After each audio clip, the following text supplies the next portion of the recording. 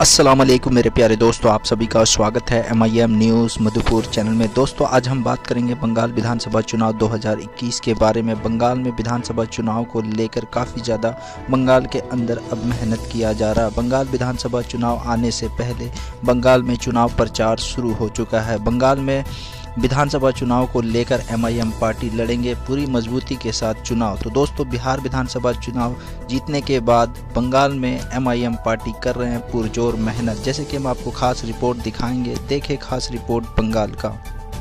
औज़ुबिल्लाहि मिनश्शैतानिर्रजीम, बिस्मिल्लाहिर्रहमानिर्रहीम। अस्सलामु अलैकुम ওয়া রাহমাতুল্লাহি ওয়া বারাকাতুহু। আপনাদের সামনে আমরা মিমে জনসভা করেছি আজকে। এর আগে আমি 3 বার 4 বার এখানে এসেছি। এত যা ঝড় দেখছি মিমের, মানে কোনোদিন শুনেছি এখানে মিমে টিএমসি একটা মিটিং হয়েছিল, মিটিং 1 ঘন্টা আগে শেষ করে দিয়েছে। বলে কেন শেষ করেছে ভাই? বলে লোক হচ্ছে না এখানে, আর কেউ শুনবে না এদের কথা। ঠিক না বেটি? ঠিক না? আপনাদের এখানে আমরা এসেছি আপনাদের কাছে একটা দল নিয়ে এসেছি। একটা কথা বলুন তো আমাদেরকে, আমার সব ভাইরা বসে আছেন, আমার দাদু বসে আছেন এখানে, আমার চাচা আমার কাকু বসে আছেন। যদি পরিবারকে পালন পোষণ করতে হয় তার নিজে বাইরে গিয়ে খাটতে হয়, তো হয় কি না? তাহলে যদি নিজের ক্ষমতায় নিজের হকের জন্য লড়াই করতে হয় তাহলে কি নিজের দল লাগবে কি না? লাগবে কি? আমাদের নিজের দল কি কংগ্রেস? জোরে বলুন, কংগ্রেস আছে? তাহলে সিপিএম আছে? বলে বামফ্রন্ট খুব ভালো, সাদা কাপড়, সাদা জুতো, সাদা চুল করে ঝোলে নিয়ে আসে, ভালো আমাদের দল আছে? তাহলে তৃণমূল দিদি তো হতে পারে। দিদি বলেছিল সততার প্রতীক, এখন শেষ হয়ে গেছে। আছে টিএমসি? তাহলে কোন দল? আমার মনে কি মিম হবে? নিশ্চয়ই তো। একটু জোরে বলুন তো। এই কথাটা নবান্ন চলে যায় আর ওখান থেকে হায়দ্রাবাদও চলে যায়। হায়দ্রাবাদ যাবে তো মিম আসবে তো আমাদের দল। এখন আপনাদের এখানকার আমাদের যে MLA সেনি গিয়াসউদ্দিন মোল্লা সাহেব, আমি নাম জানি ভালো করে, ওনার অনেক কাজ আছে, বলবো ওনার কাজ 2 মিনিট বলবো, ওনার জন্যই বলবো। গিয়াসউদ্দিন মোল্লা সাহেব আমাদের যে MLA, উনি একটা মন্ত্রী আছেন। কিসের মন্ত্রী? সংখ্যালঘু উন্নয়ন মন্ত্রী। উনি একটা কাজ আমাকে বলুন তো করেছেন সংখ্যালঘুর জন্য? আমাদের সংখ্যালঘু যে ফান্ড আসছে মাইনরিটি, সেটার জন্য কিছু করে আপনারা পেয়েছেন? একটা বলুন পেয়েছেন কিনা?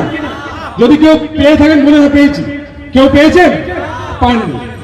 তাহলে দ্বিতীয় কথা, ওয়াকফে আমাদের জমি কলকাতায় বড় ডিফেন্স কাউন্সিল বানিয়ে রেখেছে, বড় বড় সেন্ট্রাল স্টেট গভর্নমেন্ট নিজে হাতে রেখেছে। ওয়াকফে কিছু কাজ করেছেন? উনি একটা কাজ কিন্তু তো করেছে। আমি বলি, আমার এই মঞ্চে দাঁড়িয়ে বলছি উনি একটা কাজ করেছে। এই যখন লকডাউন ছিল না, সবাই বলছিল বাড়িতে থাকুন, সরকার বলছে বাড়িতে থাকুন, ঠিক আছে, কিন্তু উনি একটা কাজ করেছে। লুকিয়ে লুকিয়ে অন্য একটা নেতার বাড়ি গিয়েছিল, মনে আছে? মনে আছে তো? আমি বলছি না, আমি বললে আবার ফেসবুক করবে, কারণ সব সরকার IBSB সব এখানে আছে, কি এরা বলে যাবে? মিমের সভা হলে মানে আমরা এরকম প্রিটেন্ড করে কি আমরা কি বলে টেররিস্ট মতন আছি?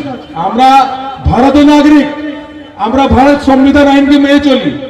তাহলে তারপরে আমাদের মন্ত্রী সাহেব একটা কাজ করেছে তো ওর বাড়িতে গিয়ে, তারপরে দেখেছে না সংগ্রামপুর মগরাট পশ্চিমে জনতা যা আমাকে ভোট দিয়েছে ওরা জানতে পেরেছে, এখন কি করবেন? ক্ষমা চেয়েছে। ওই রকম ক্ষমা চেয়েছেন যেরকম সিপিএম বামফ্রন্ট 34 বছর রাজত্ব করে এখানে পশ্চিমবঙ্গে। যখন সরকার শেষ হয়েছে ওদের 2011-তে, যখন মমতা বন্দ্যোপাধ্যায় সরকারে বসেছেন, তাহলে অ্যাসেম্বলিতে দাঁড়িয়ে বলছে আমরা মাটির জন্য মুসলমান জন্য কোনো কাজ করি, আমরা ক্ষমা চাইছি। ক্ষমা কাজ করলে হয়ে যাবে? ক্ষমা চাইলে হবে? হবে না তো? নিজের দলকে সাপোর্ট করবেন তো আপনারা। আমাদের আজিজ ভাই এখানে কাজ করছে 4 বছর 5 বছর কাজ করছে। আজকে সালিম ভাই যোগ দিচ্ছে ওনাকে, আয়াতুল্লাহ ভাই আছে, আমাদের অনেক ভাই এখানে কাজ করছে। আর সাউথ 24 পরগনার মধ্যে আমাদের বড়ইপুর যেখানে কাজ হচ্ছে, ভাঙ্গুড়ে আমাদের সংগ্রামপুর সিট, এই সিটটা মগরাহাট পশ্চিম সিট, এটা খুব ক্ষমতায় আছে। মগরাহাট পশ্চিমে যে আপনার আজিজ ভাই কাজ করছেন, এর আগে ছোট ভাববেন না। এই আজকে শনিবার, এক সপ্তাহ আগে শনিবার এনি বলেছিলেন আসাদুল ওয়াইসি সাহেব বাড়িতে, ওনার বাড়িতে ছিলেন, আমরা মিটিং এ গিয়েছিলাম। তো মানে এটা ভাববেন না যে একটা ছোট লোক আপনার সামনে আসছে, একটা ছোট লোক আপনার, এটা খুশির ব্যাপার, প্রশংসার ব্যাপার কি আপনার গ্রাম থেকে একটা ছেলে, আপনার সংগ্রামপুরে বাড়ির পাশে থাকে একটা ডাক্তার, উনি উঠে হায়দ্রাবাদে সাংসদের বাড়িতে বসেছে, ওনার সঙ্গে কথা বলেছে।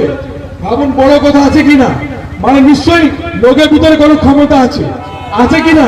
এত বড় জনসভা, মানে এখন যা টিএমসি যে ঝড় চলছে, টিএমসির মানে যেরকম চক্রান্ত করে পুলিশ বিচারা আমাদের যে প্রশাসন আছে, আমরা ওনাকে ধন্যবাদ জানাই।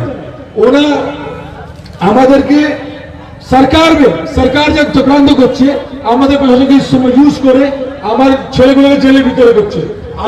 আমার কোনো অসুবিধা নেই ওনার সঙ্গে।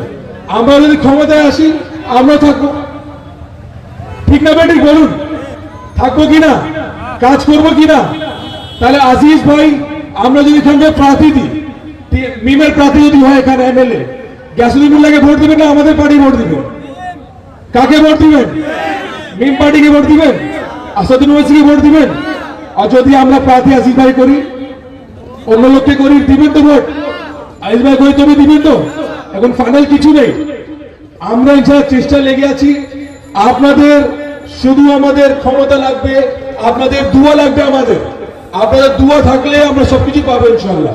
আর আমরা যা এত দূর থেকে আপনার শীতকালে এখানে দাঁড়িয়ে আছি, আপনারা শুনছেন আমরা কেন আসছি, কেন আপনার গ্রামে, আপনার পাড়ায়, আপনার এলাকায় এসছি।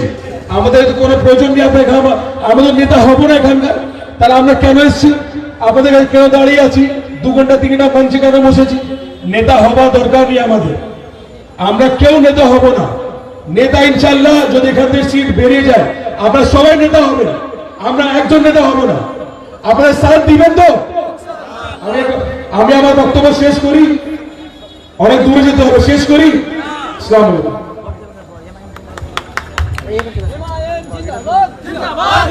হ্যালো, এখন স্লোগান হবে এআইএমআই জিন্দাবাদ, ইমরান সোলাঙ্কি ভাই জিন্দাবাদ, জয় মিম জয় ভীম, আসাদুদ্দিন ওয়াইসি সাহেব জিন্দাবাদ, আকবরউদ্দিন ওয়াইসি সাহেব জিন্দাবাদ, আজিজ ভাই জিন্দাবাদ।